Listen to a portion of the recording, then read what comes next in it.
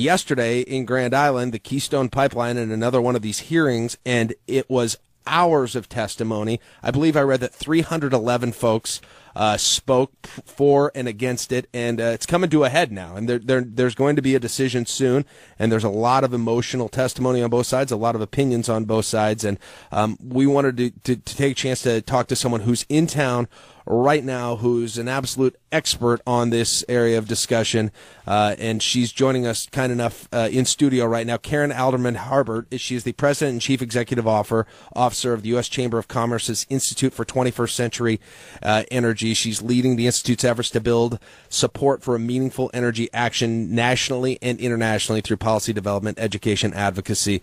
Essentially, this giant question: what in the heck do we do about energy looking forward here in the United States? Karen, thanks so much for joining us on such a crazy morning, and I apologize for being scatterbrained here. Oh, it is crazy. I'm delighted to be here, and it's an important issue. It's an important question. Yeah, absolutely.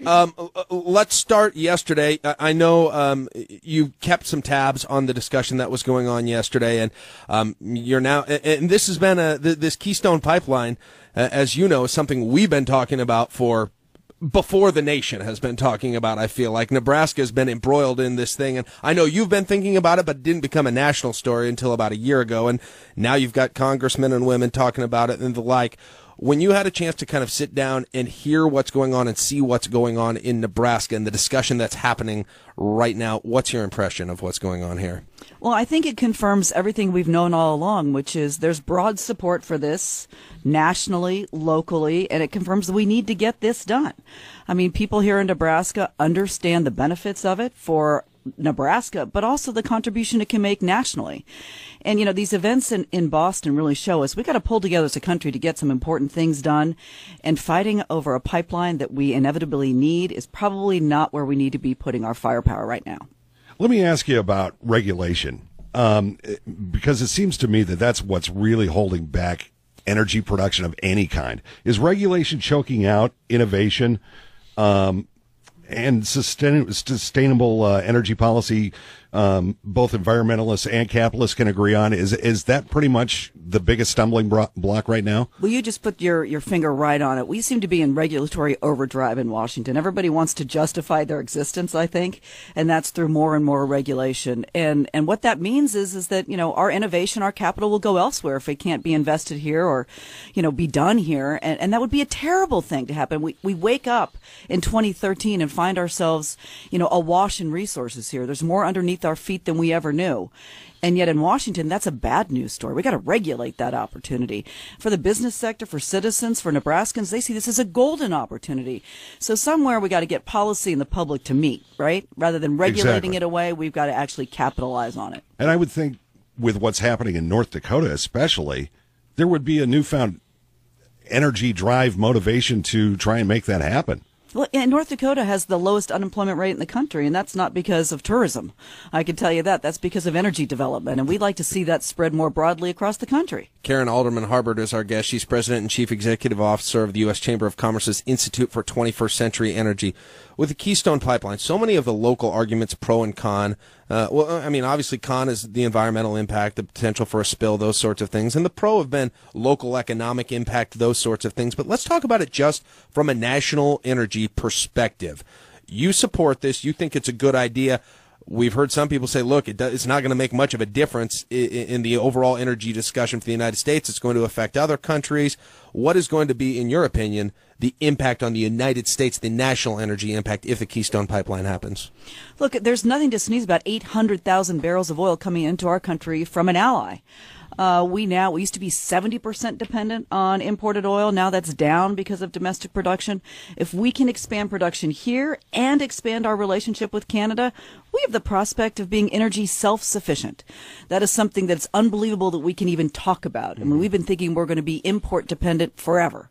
And now between us and Canada to be self-sufficient, that puts us on a completely different footing, geopolitically, economically, environmentally. Is the supply really there for that to happen? Do you really believe the supply between what's here in the United States and the ally you mentioned, Canada, You think, how legitimate is this as a possibility? Well, first, it's not going to happen overnight. I mean, these things take time. But we also, we were importing natural gas and building more import infrastructure just 5, 6, 7 years ago, and now we might export it.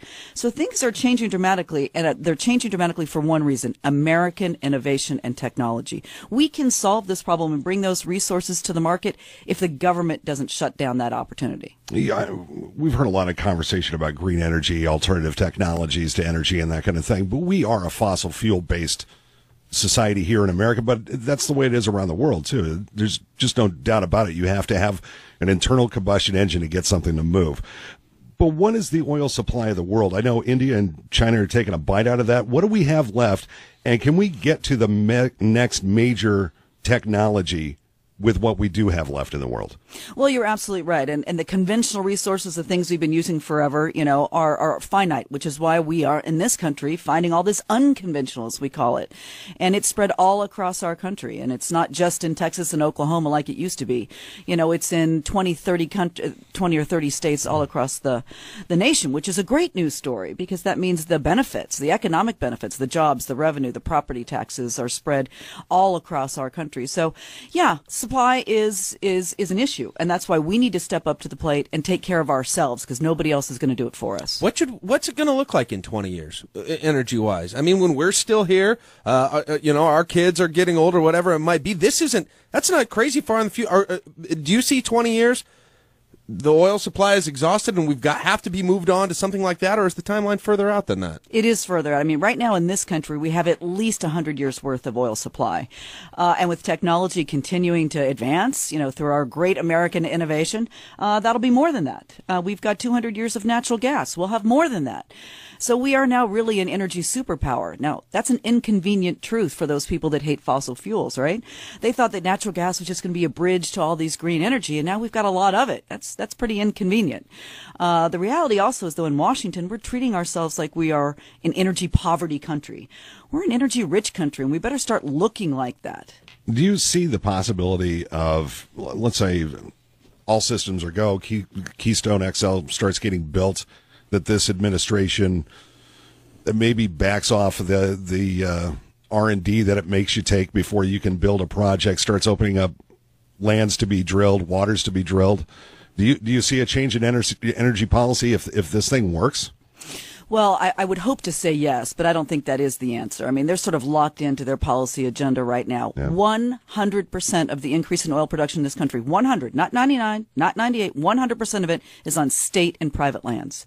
So industry has moved where the opportunity is, and the federal government is not providing the opportunities. Your work with the Energy Institute, you've made recommendations to the president for policy. You've thought policy-wise in energy from a very large scale, and part of that has to be environmental concern, and there's no doubt that has to weigh into your analysis of any policy recommendation.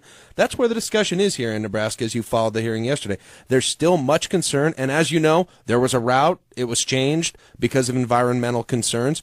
How does that weigh into this process? I know you're not going to say it's irrelevant, I don't believe, but you apparently don't believe it outweighs the benefits that are going to come with a pipeline if it is constructed here.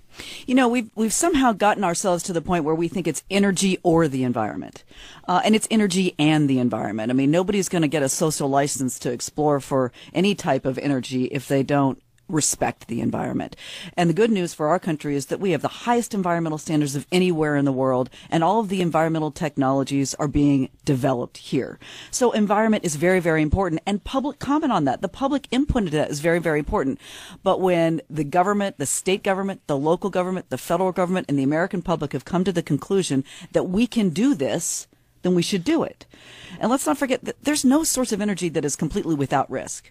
Wind power has risks, solar power, nuclear, everything has a risk, but that's where we are as a society. We are dependent on energy. Let's do it the best way we can and lead the world in environmental responsibility. Are you comfortable also with, we look up to Canada and the processes they use, the tar sands, and we hear about that, and there are opponents that say that's just devastating from an environmental perspective. Are you comfortable with that? I've been up there many a time, and I can tell you the technology that they're using now is so much better than what they were using 20 years ago. The footprint of exploration there has gone down tremendously, and they have big environmental regulations that they've put in place. And so the contribution of the oil sands to greenhouse gases, et cetera, has gone way down. Their production technology is much improved, and they're on the right track. And we should support that because we can learn a lot from that, because let's not forget, we've got a lot of oil sands in this country too. Do you see a time when oil production, alternative technologies, they hold hand and drive in the same car down the same interstate and everybody's happy? Is there ever going to be a time where we're not divided by politics to be able to fuel our nation? Is there ever going to be that time? Well, we've got an energy reality, which is we are going to need all of those things. We don't have the luxury of saying we'll just take these two and everybody else is off the table, right? So eventually, if we were rational thinking people and it wasn't so politically driven, we would all hold hands and go down the road together. That's going to take some time. But I can tell you, if we have a shortage of gasoline or we have a brownout, those hands will start be holding very, very much more quickly. I hope that doesn't happen. But people need to understand we've got to develop all of these things because we are going to need all of them with our energy demand in the future. What's the next thing? And I know you were talking maybe 100 years out, but we hear so many different theories. There's different, you've got your hybrid, your electric cars, all sorts of things, and that's thinking very narrowly about that question. But very broadly, what's next? You know, I really do think it goes back to what you were talking about, the combustion engine. We're going to get better and better cars. They're going to be more fuel efficient. They're going to continue to improve on the good old, Ford motor that began this whole revolution of how we move things around our country. There's a great deal of improvements to be made. So I think we're still going to see a lot of opportunity there. I also think we're going to move electrons, electricity around this country much more efficiently. We lose a lot of power. So as a country, I think it's going to be using what we have just much better. Should we be afraid of $8 gas at some point, though? I don't see that. I really don't see that. I mean, then we would start to look like Europe. Let's hope we don't, right? Yeah. Right. Yeah. Interestingly, Europe, right now, we're exporting coal to Europe because their prices for natural gas there, for their electricity, is too high. They want to buy our lower cost energy. So we have a distinct advantage here. I sure as heck hope that we use it to our advantage. Fantastic. So your prognosis for the future is very bright. You seem very optimistic. Well, we've got the resources. We have to decide as a country, are we going to capitalize on it or are we going to let government get in the way of it? And that's a fundamental choice, and it will have repercussions for not just us, but our children and our children's children. We've got to do it all, and we've got to do it right. If you enjoyed hearing from Karen today, she's also going to be speaking with the Lincoln Chamber of Commerce members this afternoon, and got a busy schedule, just got in town recently, and she was nice enough to come out here early this morning and share some time with us, too, before she speaks to the folks from the Chamber today.